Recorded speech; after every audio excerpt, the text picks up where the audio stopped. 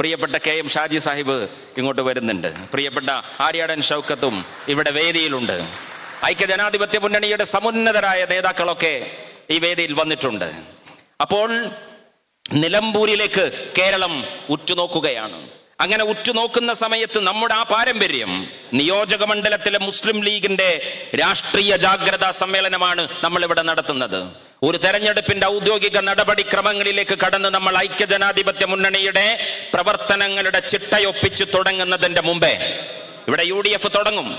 വേണമെങ്കിൽ ലീഗിന് UDF അല്ലേ, നിലമ്പൂരല്ലേ, കോൺഗ്രസ് അല്ലേ സ്ഥാനാർത്ഥി, കൈപ്പത്തിയല്ലേ ചിഹ്നം, നമ്മൾ രണ്ടാമത്തെ പാർട്ടിയല്ലേ, അതുകൊണ്ട് കോൺഗ്രസ് തീരുമാനമെടുക്കട്ടെ, സ്ഥാനാർത്ഥി വരട്ടെ, കൈപ്പത്തിയുടെ ചിഹ്നം പോസ്റ്റുകളിൽ ഒട്ടിക്കട്ടെ എന്ന് പറഞ്ഞ് കാത്തു നിൽക്കാൻ നേരമില്ല. കോൺഗ്രസ് KPCC ഏതു സ്ഥാനാർത്ഥിയെ പ്രഖ്യാപിച്ചാലും പാണക്കാട് തങ്ങളുടെ അനുയായികൾ ഈ നിയോജക മണ്ഡലത്തിൽ ഉണ്ടാകും. കാരണം കോൺഗ്രസിന്റെ സ്ഥാനാർത്ഥി നമുക്കൊരു പ്രതീകമാണ്. കോൺഗ്രസിന്റെ സ്ഥാനാർത്ഥി കേവലം ഒരു നിമിത്തമാണ്. നമ്മൾ നിലമ്പൂരിൽ നിന്ന് നമ്മൾ കൊടുക്കുന്ന രാഷ്ട്രീയ സന്ദേശം AKG സെന്ററിലെ കമ്മ്യൂണിസ്റ്റ് രാഷ്ട്രീയത്തിന്റെ തിരക്കഥാ രചയിതാക്കൾക്കും നാഗ്പൂരിലെ RSSന്റെ ആസ്ഥാനത്തിരിക്കുന്ന ഫാഷിസ്റ്റുകൾക്കും മാർക്സിസ്റ്റുകൾക്കും നിലമ്പൂരിന്റെ മണ്ണിൽ നിന്ന് ഒരു രാഷ്ട്രീയ സന്ദേശം കൊടുക്കേണ്ടതുണ്ട്. ആ രാഷ്ട്രീയ സന്ദേശത്തിന് ഭാഗ്യം ലഭിച്ചവരാണ് നിങ്ങൾ. അപകടത്തിൽ കൊല്ലപ്പെട്ട അല്ലെങ്കിൽ മറ്റെന്തോ കാരണത്താൽ അയോഗ്യനാക്കപ്പെട്ട ഒന്നും ഒരു ഒഴിവ് വന്നിട്ടല്ല ഈ നിയോജക മണ്ഡലത്തിൽ ഉപതെരഞ്ഞെടുപ്പ് നടക്കുന്നത്. ഈ നിയോജക മണ്ഡലത്തിൽ ഒരു സ്ഥാനാർത്ഥിയുടെ മുന്നിൽ രണ്ട് ഓപ്ഷൻ വന്നു. എന്താണ് ആ ഓപ്ഷൻ?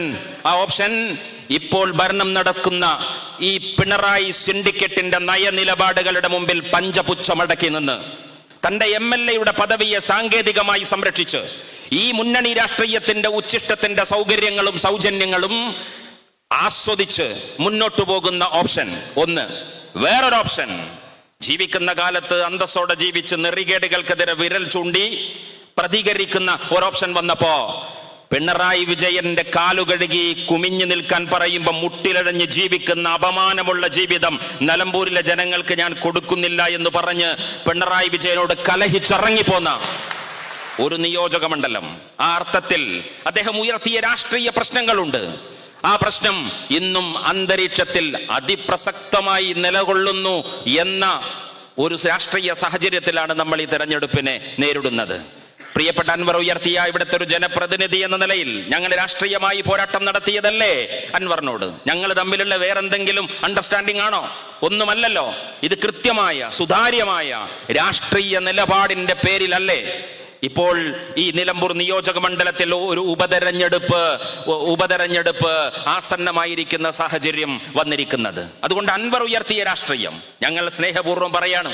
പ്രിയപ്പെട്ട അൻവറെ, അങ്ങ് വൈകി തിരിച്ചറിഞ്ഞ ബോധ്യം, നമ്മളും അൻവറും തമ്മിലുള്ള എല്ലാ സ്നേഹവും അദ്ദേഹത്തോടുള്ള എല്ലാ ബഹുമാനവും നിലനിർത്തിക്കൊണ്ട് പറയാണ്.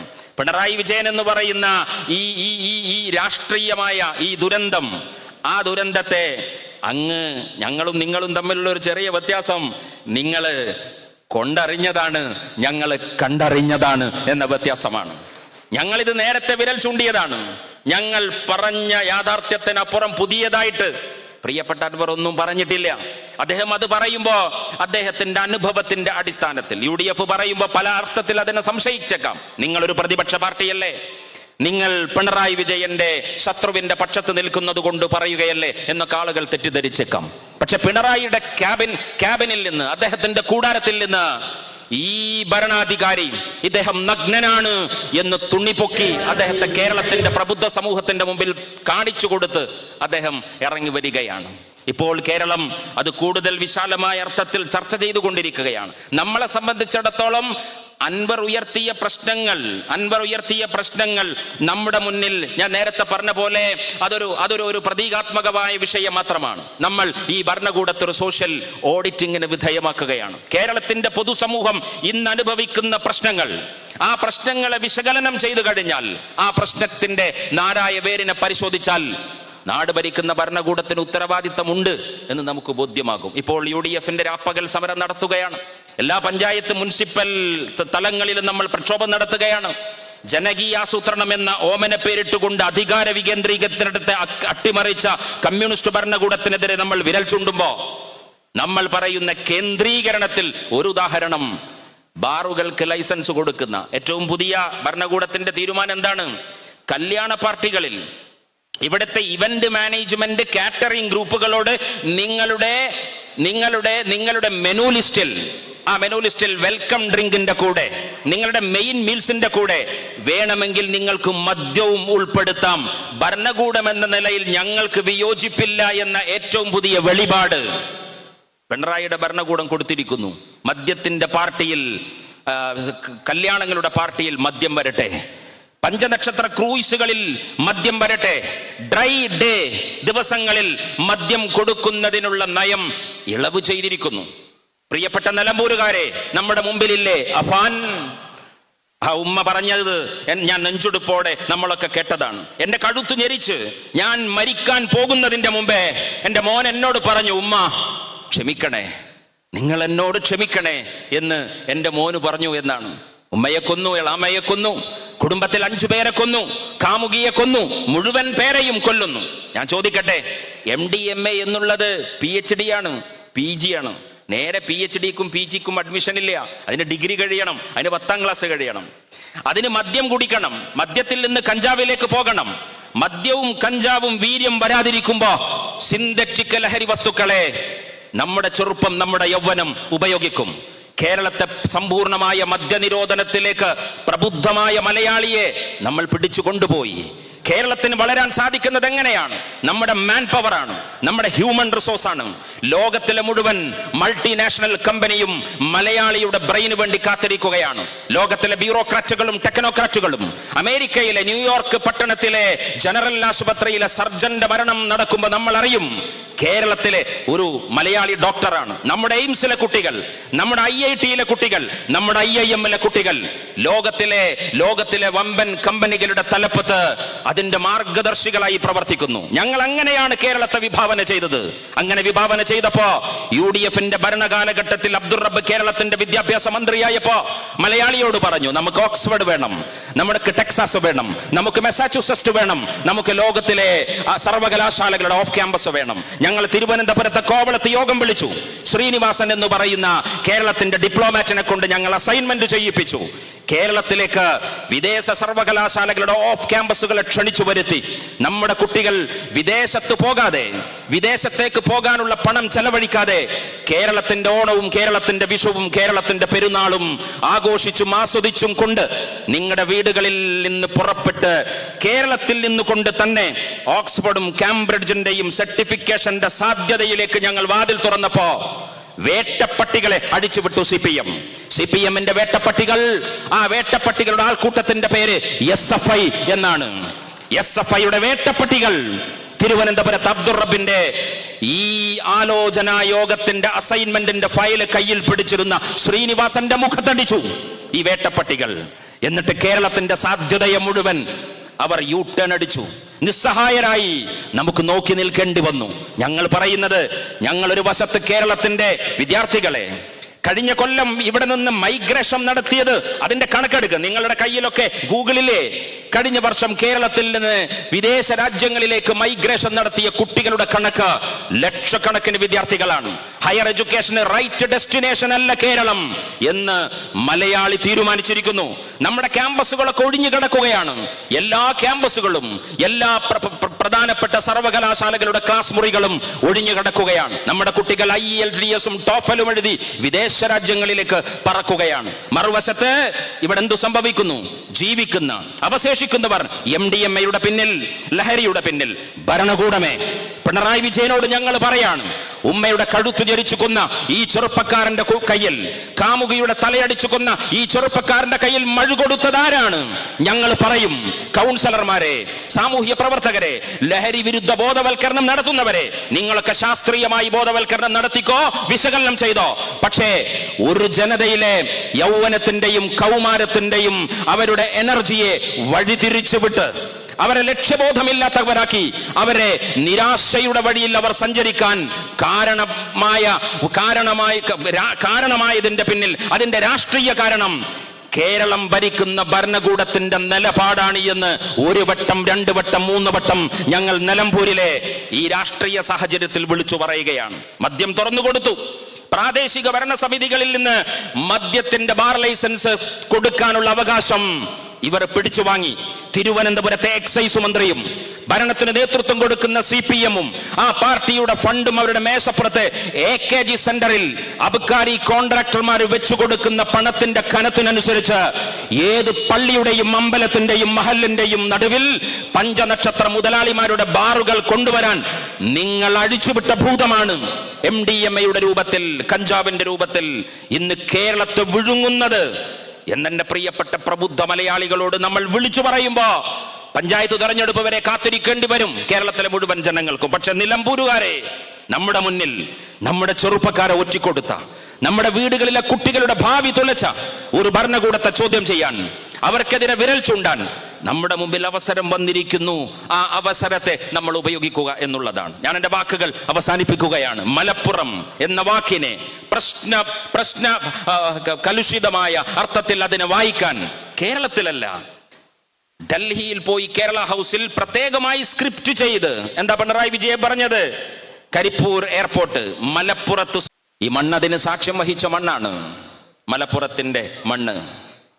മലപ്പുറം എന്ന പേരിനെ ദേശീയ തലത്തിൽ വ്യവഹരിക്കപ്പെടുന്ന ഒരു കാലത്ത്, മലപ്പുറം എന്ന പേര് കേരളത്തിന്റെ പൊതുമണ്ഡലത്തിൽ ചർച്ച ചെയ്യപ്പെടുന്ന ഒരു സമയത്ത് നമ്മൾ വളരെ വേദനയോടെ, സങ്കടത്തോടെ, ആശങ്കയോടെ ആ ചർച്ചകളെയൊക്കെ നോക്കിക്കാണുന്ന ഒരു സമയത്ത് മലപ്പുറം എന്ന് പറയുന്ന ഈ ദേശം, ഈ ഹൃദയദേശം, അതിൻ്റെ ഹൃദയത്തിൽ ഏറ്റെടുത്ത രാഷ്ട്രീയമായ ദൗത്യങ്ങൾ എത്ര മനോഹരമായി നമ്മൾ കണ്ടതാണ്. കേരളത്തിൻ്റെ ഭരണചക്രം തിരിക്കാൻ ഒരു നായകനെ വേണം. AICC തീരുമാനമെടുത്തു. കേരളത്തിൻ്റെ UDF രാഷ്ട്രീയത്തെ, കേരളത്തിൻ്റെ UDF ഭരണകൂടത്തിനൊരു ക്യാപ്റ്റൻ. അന്നത്തെ രാഷ്ട്രീയ തീരുമാനപ്രകാരം AK ആന്റണിയെ തെരഞ്ഞെടുത്ത സമയത്ത്, ആന്റണി എന്ന് പറയുന്ന ഐക്യജനാധിപത്യ മുന്നണിയുടെ സമുന്നതനായ നേതാവ്, ഇന്ത്യൻ നാഷണൽ കോൺഗ്രസിന്റെ ആദർശ പ്രതീകമായി വാഴ്ത്തപ്പെടുന്ന ഒരു നേതാവിനെ നിലം തൊടാതെ കേരളത്തിന്റെ നിയമസഭയിൽ എത്തിക്കണമെന്ന് KPCC ആലോചിച്ചപ്പോ, ഈ കോൺഗ്രസിന്റെ നേതാവിനെ ആരുടെ കയ്യിൽ ഏൽപ്പിക്കണമെന്ന് ആലോചിച്ചപ്പോ, പ്രിയപ്പെട്ട വെള്ളാപ്പള്ളി നടേശൻ, അങ്ങയോട് ഞങ്ങൾ പറയട്ടെ, മലപ്പുറം എന്ന രാജ്യത്ത് നിന്ന് ഒരു നേതാവിൻ്റെ പേരിൻ്റെ കോളത്തിലെ ടെക്നിക്കലിയുള്ള അദ്ദേഹത്തിൻ്റെ മതം, ആന്റണിയുടെ മതം അങ്ങനെ പറയാൻ പറ്റുമോ എന്നതൊക്കെ വേറെ വിഷയമാണ്. അദ്ദേഹം അക്ഷരാർത്ഥത്തിൽ ഒരു മതേതര മനുഷ്യനായി ജീവിക്കുന്ന പൊതുപ്രവർത്തകനാണ്. പക്ഷെ നിങ്ങൾ കാറ്റിലും കോളിലും ഇടിയിലും മിന്നലിലും മഴയിലും മണ്ണിലും ആകാശത്തിലും മതവും ജാതിയും കലർത്തുമ്പോ നമുക്കങ്ങനെയൊക്കെ അതിനോട് സംവദിക്കേണ്ടി വരികയാണ്. അങ്ങനെ കൊടുക്കേണ്ടത്. ആന്റണി ഒരു ക്രിസ്ത്യാനിയല്ലേ? അതുകൊണ്ട് കേരളത്തിലെ ക്രൈസ്തവ സഭകൾക്ക്, ക്രൈസ്തവ സമൂഹത്തിന്റെ ഒരു പ്രതിനിധിയാണല്ലോ അദ്ദേഹം. അദ്ദേഹത്തെ നമുക്ക് കോട്ടയം ജില്ലയിലേക്ക് കൊടുക്കാം എന്ന് KPCC തീരുമാനിച്ചില്ല. ആന്റണി എന്ന് പറയുന്നത് ഞങ്ങൾക്ക് ക്രിസ്ത്യാനിയല്ല. ആന്റണി എന്ന് പറയുന്ന മനുഷ്യന്റെ മതം, അദ്ദേഹം സാങ്കേതികമായി ഏതു മതത്തിൽ ഏതു മാതാപിതാക്കളുടെ മകനായി ജനിച്ചു എന്നത് നമ്മുടെ കൺസേൺ അല്ല. നമ്മൾ മനുഷ്യനായി, മലയാളിയായി, കോൺഗ്രസുകാരനായി, ഐക്യജനാധിപത്യ മുന്നണിയുടെ നേതാവായി കണ്ടപ്പോ ആ ഐക്യജനാധിപത്യ മുന്നണിയുടെ നേതാവിനെ സകലമാന സുരക്ഷിതത്വത്തിന്റെ വലയത്തിൽ മാർക്സിസ്റ്റ് കമ്മ്യൂണിസ്റ്റ് പാർട്ടിയുടെയും അന്നത്തെ കേരളത്തിന്റെ രാഷ്ട്രീയ പശ്ചാത്തലം എന്ന് പറഞ്ഞാൽ ഉപതെരഞ്ഞെടുപ്പുകളിൽ വിശേഷിച്ചും ഗുരുവായൂരിൽ നമ്മളത് കണ്ടു, ഒറ്റപ്പാലത്ത് നമ്മളത് കണ്ടു. കേരളത്തിന്റെ തെരഞ്ഞെടുപ്പിന്റെ ഗോതയിൽ ജനങ്ങളുടെ പ്രശ്നങ്ങൾ പറയേണ്ടതിന് പകരം, ജനങ്ങളുടെ ക്ഷേമ പ്രവർത്തനങ്ങളെ കുറിച്ച് പറയേണ്ടതിന് പകരം മതത്തിന്റെയും ജാതിയുടെയും നെറികെട്ട രാഷ്ട്രീയം പറഞ്ഞപ്പോ ഒറ്റപ്പാലത്തും ഗുരുവായൂരിലും അങ്ങനെ ഒരു നിർഭാഗ്യം കണ്ടു നിൽക്കുന്ന കാലത്താണ് പ്രിയപ്പെട്ട ആന്റണിയെ നമ്മൾ മത്സരിപ്പിക്കാൻ തീരുമാനിക്കുന്നത്. അദ്ദേഹത്തെ ഏറ്റെടുത്തത് മലപ്പുറം എന്ന മണ്ണാണ്. അദ്ദേഹത്തെ ഏറ്റെടുത്തത് തിരൂരങ്ങാടിയുടെ മണ്ണാണ്. അദ്ദേഹത്തെ ഏറ്റെടുത്തത് ഇന്ത്യൻ യൂണിയൻ മുസ്ലിം ലീഗിന്റെ പൊന്നാപുരം കോട്ടയിലെ ലീഗിന്റെ പ്രവർത്തകന്മാരാണ് പ്രിയപ്പെട്ട ആന്റണിയെ ഹൃദയത്തിലെത്തിയത്. ആ ആന്റണിയെ നമ്മൾ കേരളത്തിന്റെ നിയമസഭയിലേക്ക് പ്രിയപ്പെട്ട KM ഷാജി സാഹിബ് ഇങ്ങോട്ട് വരുന്നുണ്ട്. പ്രിയപ്പെട്ട ആര്യാടൻ ഷൗക്കത്തും ഇവിടെ വേദിയിലുണ്ട്. ഐക്യജനാധിപത്യ മുന്നണിയുടെ സമുന്നതരായ നേതാക്കളൊക്കെ ഈ വേദിയിൽ വന്നിട്ടുണ്ട്. അപ്പോൾ നിലമ്പൂരിലേക്ക് കേരളം ഉറ്റുനോക്കുകയാണ്. അങ്ങനെ ഉറ്റുനോക്കുന്ന സമയത്ത് നമ്മുടെ ആ പാരമ്പര്യം, നിയോജക മണ്ഡലത്തിലെ മുസ്ലിം ലീഗിന്റെ രാഷ്ട്രീയ ജാഗ്രതാ സമ്മേളനമാണ് നമ്മൾ ഇവിടെ നടത്തുന്നത്. ഒരു തെരഞ്ഞെടുപ്പിന്റെ ഔദ്യോഗിക നടപടിക്രമങ്ങളിലേക്ക് കടന്ന് നമ്മൾ ഐക്യജനാധിപത്യ മുന്നണിയുടെ പ്രവർത്തനങ്ങളുടെ ചിട്ടയൊപ്പിച്ച് തുടങ്ങുന്നതിന്റെ മുമ്പേ ഇവിടെ UDF തുടങ്ങും. വേണമെങ്കിൽ ലീഗിന് UDF അല്ലേ, നിലമ്പൂരല്ലേ, കോൺഗ്രസ് അല്ലേ സ്ഥാനാർത്ഥി, കൈപ്പത്തിയല്ലേ ചിഹ്നം, നമ്മൾ രണ്ടാമത്തെ പാർട്ടിയല്ലേ, അതുകൊണ്ട് കോൺഗ്രസ് തീരുമാനമെടുക്കട്ടെ, സ്ഥാനാർത്ഥി വരട്ടെ, കൈപ്പത്തിയുടെ ചിഹ്നം പോസ്റ്റുകളിൽ ഒട്ടിക്കട്ടെ എന്ന് പറഞ്ഞ് കാത്തു നിൽക്കാൻ നേരമില്ല. കോൺഗ്രസ് KPCC ഏതു സ്ഥാനാർത്ഥിയെ പ്രഖ്യാപിച്ചാലും പാണക്കാട് തങ്ങളുടെ അനുയായികൾ ഈ നിയോജക മണ്ഡലത്തിൽ ഉണ്ടാകും. കാരണം കോൺഗ്രസിന്റെ സ്ഥാനാർത്ഥി നമുക്കൊരു പ്രതീകമാണ്. കോൺഗ്രസിന്റെ സ്ഥാനാർത്ഥി കേവലം ഒരു നിമിത്തമാണ്.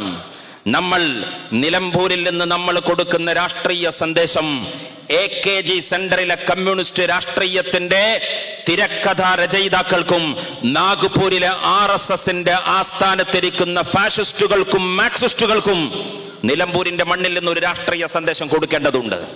ആ രാഷ്ട്രീയ സന്ദേശത്തിന് ഭാഗ്യം ലഭിച്ചവരാണ് നിങ്ങൾ.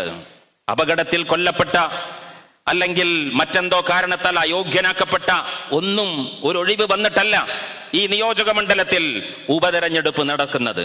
ഈ നിയോജക മണ്ഡലത്തിൽ ഒരു സ്ഥാനാർത്ഥിയുടെ മുന്നിൽ രണ്ട് ഓപ്ഷൻ വന്നു. എന്താണ് ആ ഓപ്ഷൻ? ഇപ്പോൾ ഭരണം നടക്കുന്ന ഈ പിണറായി സിൻഡിക്കേറ്റിന്റെ നയനിലപാടുകളുടെ മുമ്പിൽ പഞ്ചപുച്ഛമടക്കി നിന്ന് തന്റെ MLA പദവിയെ സാങ്കേതികമായി സംരക്ഷിച്ച് ഈ മുന്നണി രാഷ്ട്രീയത്തിന്റെ ഉച്ഛിഷ്ടത്തിന്റെ സൗകര്യങ്ങളും സൗജന്യങ്ങളും ആസ്വദിച്ച് മുന്നോട്ടു പോകുന്ന ഓപ്ഷൻ ഒന്ന്.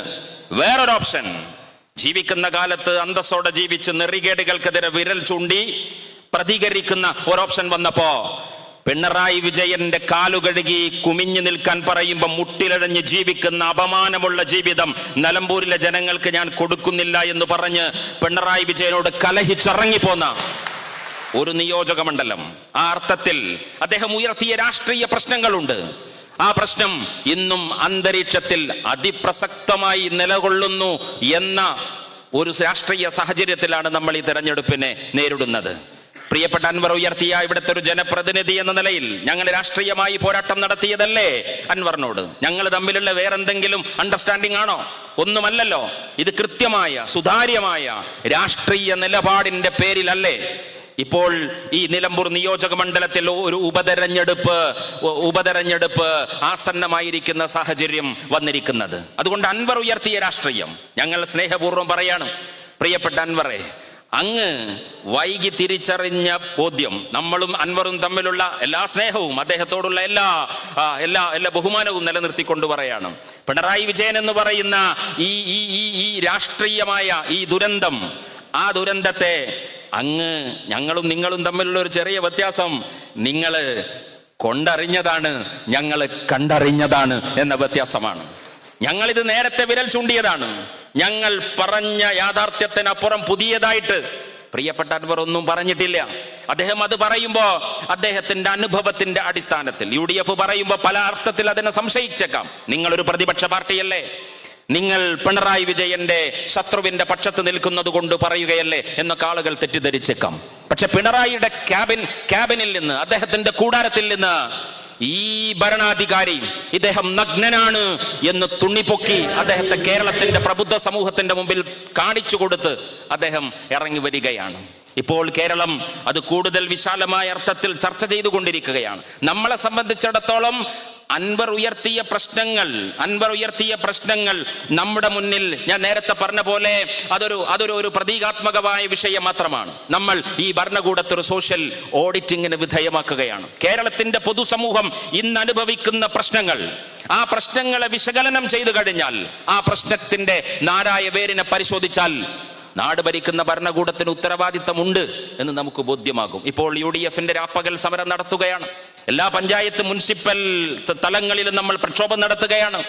ജനകീയാസൂത്രണം എന്ന ഓമന പേരിട്ടുകൊണ്ട് അധികാര വികേന്ദ്രീകരണത്തെ അട്ടിമറിച്ച കമ്മ്യൂണിസ്റ്റ് ഭരണകൂടത്തിനെതിരെ നമ്മൾ വിരൽ ചൂണ്ടുമ്പോ നമ്മൾ പറയുന്ന കേന്ദ്രീകരണത്തിൽ ഒരു ഉദാഹരണം, ബാറുകൾക്ക് ലൈസൻസ് കൊടുക്കുന്ന ഏറ്റവും പുതിയ ഭരണകൂടത്തിന്റെ തീരുമാനം എന്താണ്? കല്യാണ പാർട്ടികളിൽ ഇവിടുത്തെ ഇവന്റ് മാനേജ്മെന്റ് കാറ്ററിംഗ് ഗ്രൂപ്പുകളോട് നിങ്ങളുടെ മെനു ലിസ്റ്റിൽ വെൽക്കം ഡ്രിങ്കിന്റെ കൂടെ, നിങ്ങളുടെ മെയിൻ മീൽസിന്റെ കൂടെ വേണമെങ്കിൽ നിങ്ങൾക്ക് മദ്യവും ഉൾപ്പെടുത്താം. ഭരണകൂടം എന്ന നിലയിൽ ഞങ്ങൾക്ക് വിയോജിപ്പില്ല എന്ന ഏറ്റവും പുതിയ വെളിപാട് പിണറായിയുടെ ഭരണകൂടം കൊടുത്തിരിക്കുന്നു. മദ്യത്തിന്റെ പാർട്ടിയിൽ, കല്യാണങ്ങളുടെ പാർട്ടിയിൽ മദ്യം വരട്ടെ, പഞ്ചനക്ഷത്ര ക്രൂയിസുകളിൽ മദ്യം വരട്ടെ, ഡ്രൈ ഡേ ദിവസങ്ങളിൽ മദ്യം കൊടുക്കുന്നതിനുള്ള നയം ഇളവ് ചെയ്തിരിക്കുന്നു. പ്രിയപ്പെട്ട നിലമ്പൂരുകാരെ, നമ്മുടെ മുമ്പിലില്ലേ അഫാൻ? ആ ഉമ്മ പറഞ്ഞത് ഞാൻ നെഞ്ചുടുപ്പോടെ നമ്മളൊക്കെ കേട്ടതാണ്. എന്റെ കഴുത്ത് ഞെരിച്ച് ഞാൻ മരിക്കാൻ പോകുന്നതിന്റെ മുമ്പേ എന്റെ മോൻ എന്നോട് പറഞ്ഞു, ഉമ്മ ക്ഷമിക്കണേ, നിങ്ങൾ എന്നോട് ക്ഷമിക്കണേ എന്ന് എന്റെ മോന് പറഞ്ഞു എന്നാണ്. ഉമ്മയെ കൊന്നു, എളാമയെ കൊന്നു, കുടുംബത്തിൽ 5 പേരെ കൊന്നു, കാമുകിയെ കൊന്നു, മുഴുവൻ പേരെയും കൊല്ലുന്നു. ഞാൻ ചോദിക്കട്ടെ, MDMA എന്നുള്ളത് PhD ആണ്, PG ആണ്. നേരെ PhDക്കും PGക്കും അഡ്മിഷൻ ഇല്ല. അതിന് ഡിഗ്രി കഴിയണം, അതിന് 10ാം ക്ലാസ് കഴിയണം, അതിന് മദ്യം കുടിക്കണം, മദ്യത്തിൽ നിന്ന് കഞ്ചാവിലേക്ക് പോകണം. മദ്യവും കഞ്ചാവും വീര്യം വരാതിരിക്കുമ്പോ സിന്തറ്റിക് ലഹരി വസ്തുക്കളെ നമ്മുടെ ചെറുപ്പം, നമ്മുടെ യൗവനം ഉപയോഗിക്കും. കേരളത്തെ സമ്പൂർണമായ മദ്യനിരോധനത്തിലേക്ക് പ്രബുദ്ധമായ മലയാളിയെ നമ്മൾ പിടിച്ചു കൊണ്ടുപോയി. കേരളത്തിന് വളരാൻ സാധിക്കുന്നത് എങ്ങനെയാണ്? നമ്മുടെ മാൻ പവർ ആണ്, നമ്മുടെ ഹ്യൂമൻ റിസോഴ്സ് ആണ്. ലോകത്തിലെ മുഴുവൻ മൾട്ടിനാഷണൽ കമ്പനിയും മലയാളിയുടെ ബ്രെയിന് വേണ്ടി കാത്തിരിക്കുകയാണ്. ലോകത്തിലെ ബ്യൂറോക്രാറ്റുകളും ടെക്നോക്രാറ്റുകളും. അമേരിക്കയിലെ ന്യൂയോർക്ക് പട്ടണത്തിലെ ജനറൽ ആശുപത്രിയിലെ സർജന്റെ മരണം നടക്കുമ്പോൾ നമ്മൾ അറിയും കേരളത്തിലെ ഒരു മലയാളി ഡോക്ടറാണ്. നമ്മുടെ എയിംസിലെ കുട്ടികൾ, നമ്മുടെ IIT-യിലെ കുട്ടികൾ, നമ്മുടെ IIM-ലെ കുട്ടികൾ ലോകത്തിലെ വമ്പൻ കമ്പനികളുടെ തലപ്പത്ത് അതിന്റെ മാർഗദർശികളായി പ്രവർത്തിക്കുന്നു. ഞങ്ങൾ അങ്ങനെയാണ് കേരളത്തെ വിഭാവന ചെയ്തത്. അങ്ങനെ വിഭാവന ചെയ്തപ്പോ UDF-ന്റെ ഭരണകാലഘട്ടത്തിൽ അബ്ദുൾ റബ്ബ് കേരളത്തിന്റെ വിദ്യാഭ്യാസ മന്ത്രിയായപ്പോ മലയാളിയോട് പറഞ്ഞു, നമുക്ക് ഓക്സ്ഫോർഡ് വേണം, നമുക്ക് ടെക്സാസ് വേണം, നമുക്ക് മെസാച്യൂസെറ്റ്സ് വേണം, നമുക്ക് ലോകത്തിലെ സർവകലാശാലകളുടെ ഓഫ് ക്യാമ്പസ് വേണം. ഞങ്ങൾ തിരുവനന്തപുരത്തെ കോവളത്ത് യോഗം വിളിച്ചു. ശ്രീനിവാസൻ എന്ന് പറയുന്ന കേരളത്തിന്റെ ഡിപ്ലോമാറ്റിനെ കൊണ്ട് ഞങ്ങൾ അസൈൻമെന്റ് ചെയ്യിപ്പിച്ചു. കേരളത്തിലേക്ക് വിദേശ സർവകലാശാലകളുടെ ഓഫ് ക്യാമ്പസുകളെ ക്ഷണിച്ചു വരുത്തി. നമ്മുടെ കുട്ടികൾ വിദേശത്ത് പോകാതെ, വിദേശത്തേക്ക് പോകാനുള്ള പണം ചെലവഴിക്കാതെ കേരളത്തിന്റെ ഓണവും കേരളത്തിന്റെ വിഷുവും കേരളത്തിന്റെ പെരുന്നാളും ആഘോഷിച്ചും ആസ്വദിച്ചും കൊണ്ട് നിങ്ങളുടെ വീടുകളിൽ നിന്ന് പുറപ്പെട്ട് കേരളത്തിൽ നിന്നുകൊണ്ട് തന്നെ ഓക്സ്ഫോർഡും കാംബ്രിഡ്ജിന്റെയും സർട്ടിഫിക്കേഷന്റെ സാധ്യതയിലേക്ക് ഞങ്ങൾ വാതിൽ തുറന്നപ്പോ വേട്ടപ്പട്ടികളെ അടിച്ചുവിട്ടു CPM-ന്റെ വേട്ടപ്പട്ടികൾ. ആ വേട്ടപ്പട്ടികളുടെ ആൾക്കൂട്ടത്തിന്റെ പേര് SFI എന്നാണ്. SFI-യുടെ വേട്ടപ്പട്ടികൾ തിരുവനന്തപുരത്ത് അബ്ദുൾ റബ്ബിന്റെ ഈ ആലോചനാ യോഗത്തിന്റെ അസൈൻമെന്റിന്റെ ഫയല് കയ്യിൽ പിടിച്ചിരുന്ന ശ്രീനിവാസന്റെ മുഖത്തടിച്ചു ഈ വേട്ടപ്പട്ടികൾ. എന്നിട്ട് കേരളത്തിന്റെ സാധ്യതയെ മുഴുവൻ അവർ യു-ടേൺ അടിച്ചു. നിസ്സഹായരായി നമുക്ക് നോക്കി നിൽക്കേണ്ടി വന്നു. ഞങ്ങൾ പറയുന്നത്, ഞങ്ങൾ ഒരു വശത്ത് കേരളത്തിന്റെ വിദ്യാർത്ഥികളെ കഴിഞ്ഞ കൊല്ലം ഇവിടെ നിന്ന് മൈഗ്രേഷൻ നടത്തിയത്, അതിന്റെ കണക്കെടുക്കുക. നിങ്ങളുടെ കയ്യിലൊക്കെ ഗൂഗിളിലെ കഴിഞ്ഞ വർഷം കേരളത്തിൽ നിന്ന് വിദേശ രാജ്യങ്ങളിലേക്ക് മൈഗ്രേഷൻ നടത്തിയ കുട്ടികളുടെ കണക്ക് ലക്ഷക്കണക്കിന് വിദ്യാർത്ഥികളാണ്. ഹയർ എഡ്യൂക്കേഷന് റൈറ്റ് ഡെസ്റ്റിനേഷൻ അല്ല കേരളം എന്ന് മലയാളി തീരുമാനിച്ചിരിക്കുന്നു. നമ്മുടെ ക്യാമ്പസുകളൊക്കെ ഒഴിഞ്ഞു കിടക്കുകയാണ്. എല്ലാ ക്യാമ്പസുകളും, എല്ലാ പ്രധാനപ്പെട്ട സർവകലാശാലകളുടെ ക്ലാസ് മുറികളും ഒഴിഞ്ഞു കിടക്കുകയാണ്. നമ്മുടെ കുട്ടികൾ IELTS-ഉം TOEFL-ഉം എഴുതി വിദേശ രാജ്യങ്ങളിലേക്ക് പറക്കുകയാണ്. മറുവശത്ത് ഇവിടെ എന്തു സംഭവിക്കുന്നു? ജീവിക്കുന്ന, അവശേഷിക്കുന്നവർ MDMA-യുടെ പിന്നിൽ, ലഹരിയുടെ പിന്നിൽ. ഭരണകൂടമേ, പിണറായി വിജയനോട് ഞങ്ങൾ പറയാണ്, ഉമ്മയുടെ കഴുത്തു ജരിച്ചു കൊന്ന ഈ ചെറുപ്പക്കാരന്റെ കയ്യിൽ, കാമുകിയുടെ തലയടിച്ചു കൊന്ന ഈ ചെറുപ്പക്കാരന്റെ കയ്യിൽ മഴു കൊടുത്തതാരാണ്? ഞങ്ങൾ പറയും, കൗൺസിലർമാരെ, സാമൂഹ്യ പ്രവർത്തകരെ, ലഹരി വിരുദ്ധ ബോധവൽക്കരണം നടത്തുന്നവരെ, നിങ്ങളൊക്കെ ശാസ്ത്രീയമായി ബോധവൽക്കരണം നടത്തിക്കോ, വിശകലനം ചെയ്തോ. പക്ഷേ ഒരു ജനതയിലെ യൗവനത്തിന്റെയും കൗമാരത്തിന്റെയും അവരുടെ എനർജിയെ വഴിതിരിച്ചു വിട്ട് അവരെ ലക്ഷ്യബോധമില്ലാത്തവരാക്കി, അവരെ നിരാശയുടെ വഴിയിൽ അവർ സഞ്ചരിക്കാൻ കാരണമായതിന്റെ പിന്നിൽ അതിന്റെ രാഷ്ട്രീയ കാരണം കേരളം ഭരിക്കുന്ന ഭരണകൂടത്തിന്റെ നിലപാടാണ് എന്ന് ഒരു വട്ടം, രണ്ട് വട്ടം, മൂന്ന് വട്ടം ഞങ്ങൾ നിലമ്പൂരിലെ ഈ രാഷ്ട്രീയ സാഹചര്യത്തിൽ വിളിച്ചു പറയുകയാണ്. മദ്യം തുറന്നുകൊടുത്തു. പ്രാദേശിക ഭരണസമിതികളിൽ നിന്ന് മദ്യത്തിന്റെ ബാർ ലൈസൻസ് കൊടുക്കാനുള്ള അവകാശം ഇവർ പിടിച്ചു വാങ്ങി. തിരുവനന്തപുരത്തെ എക്സൈസ് മന്ത്രിയും ഭരണത്തിന് നേതൃത്വം കൊടുക്കുന്ന CPM-ഉം ആ പാർട്ടിയുടെ ഫണ്ടും അവരുടെ മേശപ്പുറത്ത് AKG സെന്ററിൽ അബ്കാരി കോൺട്രാക്ടർമാർ വെച്ചു കൊടുക്കുന്ന പണത്തിന്റെ കനത്തിനനുസരിച്ച് ഏത് പള്ളിയുടെയും അമ്പലത്തിന്റെയും മഹലിന്റെയും നടുവിൽ പഞ്ചനക്ഷത്ര മുതലാളിമാരുടെ ബാറുകൾ കൊണ്ടുവരാൻ നിങ്ങൾ അഴിച്ചുവിട്ട ഭൂതമാണ് MDMA-യുടെ രൂപത്തിൽ, കഞ്ചാവിന്റെ രൂപത്തിൽ ഇന്ന് കേരളത്തെ വിഴുങ്ങുന്നത് എന്നെ പ്രിയപ്പെട്ട പ്രബുദ്ധ മലയാളികളോട് നമ്മൾ വിളിച്ചു പറയുമ്പോ പഞ്ചായത്ത് തെരഞ്ഞെടുപ്പ് വരെ കാത്തിരിക്കേണ്ടി വരും കേരളത്തിലെ മുഴുവൻ ജനങ്ങൾക്കും. പക്ഷെ നിലമ്പൂരുകാരെ, നമ്മുടെ മുന്നിൽ നമ്മുടെ ചെറുപ്പക്കാരെ ഒറ്റിക്കൊടുത്ത, നമ്മുടെ വീടുകളിലെ കുട്ടികളുടെ ഭാവി തുലച്ച ഒരു ഭരണകൂടത്തെ ചോദ്യം ചെയ്യാൻ, അവർക്കെതിരെ വിരൽ ചൂണ്ടാൻ നമ്മുടെ മുമ്പിൽ അവസരം വന്നിരിക്കുന്നു. ആ അവസരത്തെ നമ്മൾ ഉപയോഗിക്കുക എന്നുള്ളതാണ്. ഞാൻ എൻ്റെ വാക്കുകൾ അവസാനിപ്പിക്കുകയാണ്. മലപ്പുറം എന്ന വാക്കിനെ പ്രശ്ന കലുഷിതമായ അർത്ഥത്തിൽ അതിനെ വായിക്കാൻ കേരളത്തിലല്ല, ഡൽഹിയിൽ പോയി കേരള ഹൗസിൽ പ്രത്യേകമായി സ്ക്രിപ്റ്റ് ചെയ്ത് എന്താ പിണറായി വിജയൻ പറഞ്ഞത്? കരിപ്പൂർ എയർപോർട്ട്, മലപ്പുറത്ത് സ്വർണം വന്നിറങ്ങുന്നു, മലപ്പുറത്തെ സ്വർണം രാജ്യദ്രോഹത്തിന് ഉപയോഗിക്കുന്നു. ഇംഗ്ലീഷ് പത്രത്തിന് കൊടുക്കുന്ന അഭിമുഖമാണ്. ഒരു ചീഫ് മിനിസ്റ്റർ ആണ്. ഡോക്യുമെന്റ് ആണത്. ഡോക്യുമെന്റ് കേരള സ്റ്റോറി പ്രദർശിപ്പിക്കുമ്പോ മലപ്പുറത്തിനും കേരളത്തിനുമെതിരെ ഭീകരമായ കഥ പറയുമ്പോ VS അച്യുതാനന്ദന് ഗ്രാറ്റിറ്റ്യൂഡ് പറഞ്ഞുകൊണ്ടാണ് അത് ആരംഭിക്കുന്നത്.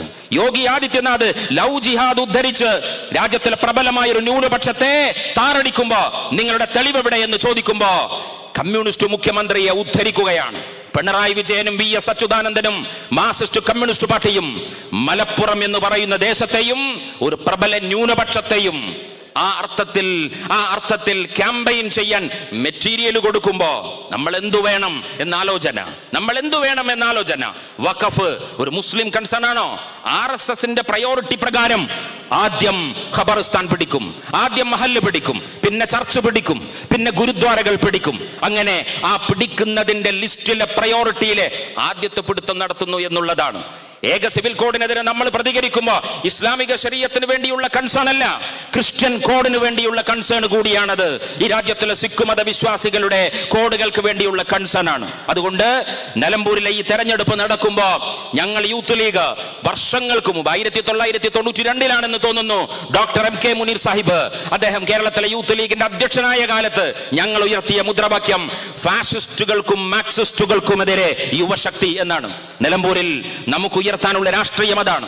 ഫാഷിസ്റ്റുകളുടെയും മാർക്സിസ്റ്റുകളുടെയും ഈ കൈകോർക്കലുകൾക്കെതിരെ പ്രതിരോധം തീർക്കാൻ നമുക്ക് സാധിക്കട്ടെ എന്ന് മാത്രം പറഞ്ഞ് നിലമ്പൂരിൽ നിന്ന് കേരളം തിരുത്താൻ തുടങ്ങുന്നതിന്റെ ആദ്യത്തെ വെടി നിലമ്പൂരിൽ നിന്ന് ആരംഭിക്കാനുള്ള ഈ സുവർണാവസരം നിലമ്പൂരുകാരെ നിങ്ങൾ വിനിയോഗിക്കണമെന്ന് പറയുമ്പോ നിലമ്പൂരുകാരെ കൊണ്ട് ആ ദൗത്യം നിർവഹിക്കുന്നതിന്റെ മുന്നിലെ മുന്നണി പോരാളികളായി ഈ നിയോജക മണ്ഡലത്തിലെ മുസ്ലിം ലീഗിന്റെ എന്റെ മുമ്പിലിരിക്കുന്ന അണികളല്ല, നേതാക്കന്മാർ ആ ഉത്തരവാദിത്തം ഏറ്റെടുക്കണമെന്ന് മാത്രം പറഞ്ഞ് ഞാൻ എൻ്റെ വാക്കുകൾ അവസാനിപ്പിക്കുന്നു.